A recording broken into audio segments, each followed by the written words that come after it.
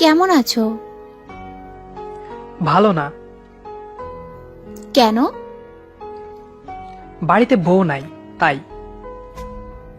দেখো, ফাজলামো করবে না একদম। আচ্ছা, করব না। একটা কথা বলবো, রাগ করবে না তো? বলো, রাগ করব না। তোমার একটা ছবি দিবা, দেখবো তোমায়। না, এটা সম্ভব না। প্লিজ দাও না, শুধু একবার দেখবো তোমাকে, প্লিজ। আমি পারবো না। আমি কতবার বলেছি যে তোমাকে আমি ছবি দিতে পারবো না। আমি দেখতে সুন্দর নই। তোমার আমাকে কখনোই পছন্দ হবে না। আর কখনো যদি আমাকে মেসেজ দাও, তাহলে আমি আর কখনোই তোমার সাথে কথা বলবো না। সাথে সাথেই মিম অফলাইনে চলে যায়। দুজনেরই ফেসবুকে পরিচয়, কিন্তু কেউ কখনো কারোর মুখ দেখেনি। তবুও দুইজন দুইজনকে ভালোবাসে। তানভীর হলো একজন বড় লোকের ছেলে, খুব সুন্দর আর অনেক ভালো। কোনো খারাপ অভ্যাস ছিল না, তবে একটু ফাজলামো করত, তাও মিমের সাথে।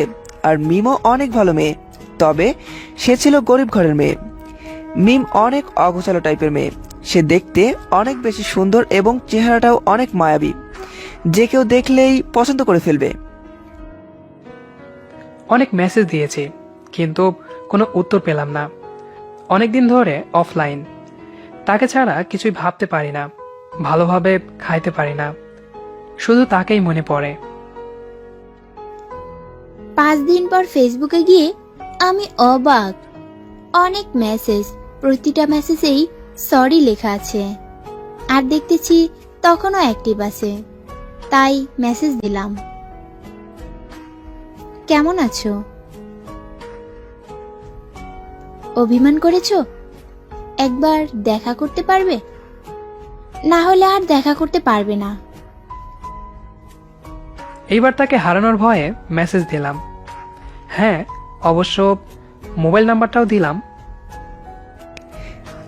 মিমের দেখা করার উদ্দেশ্য ছিল যে সে সব সম্পর্ক শেষ করে ফেলবে, কারণ সে গরিব বলে।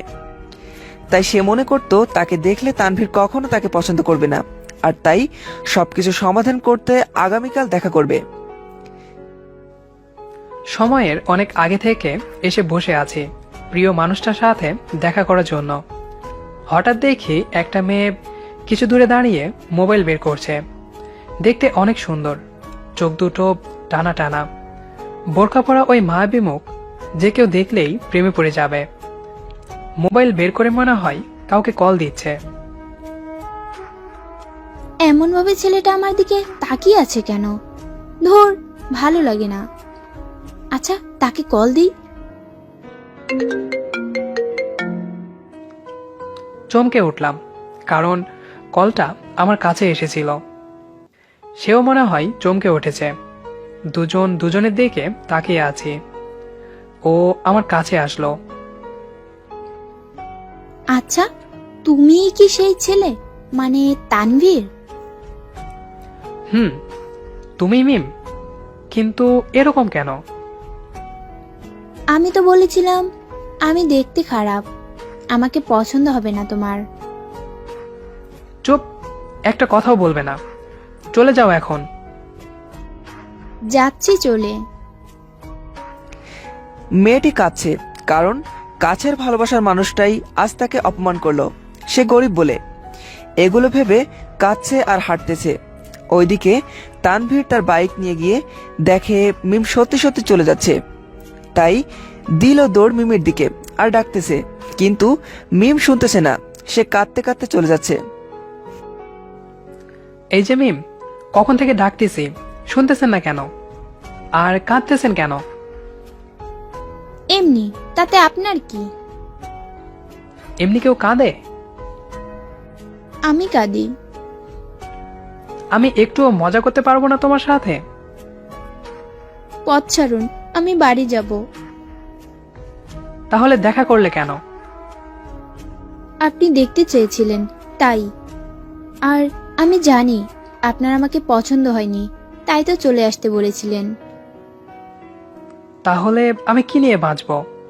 আর তুমি তো দেখি আমাকে ভালোই বাসো না। মানে? মানে আমি তোমাকে অনেক ভালোবাসি। তোমাকে ছাড়া আমি বেঁচে থাকবো কিভাবে? আর তুমি যদি আমাকে ভালোই বাসতে তাহলে আমাকে ছেড়ে চলে যেতে না। আমিও তোমাকে ভালোবাসি, কিন্তু বলতে পারিনি, কারণ আমি তোমার থেকে দেখতে খারাপ। তুমি যদি কিছু বলো তাই বলতে পারিনি। তাই বলে চলে যেতে হবে? আমি তো তোমার মুখ দেখে ভালোবাসিনি, তোমার মনকে ভালোবেসেছি। আর কে বলেছে তুমি সুন্দর না? তুমি হলে এই পৃথিবীর সব থেকে সুন্দরী মেয়ে। হইছে, আর বলতে হবে না। কি থাকবে তো আমার সাথে সারা জীবন, যতদিন পর্যন্ত বেঁচে থাকবো? খুব পারবো। কখনো ছেড়ে চলে যাবে না তো? কখনো যাব না।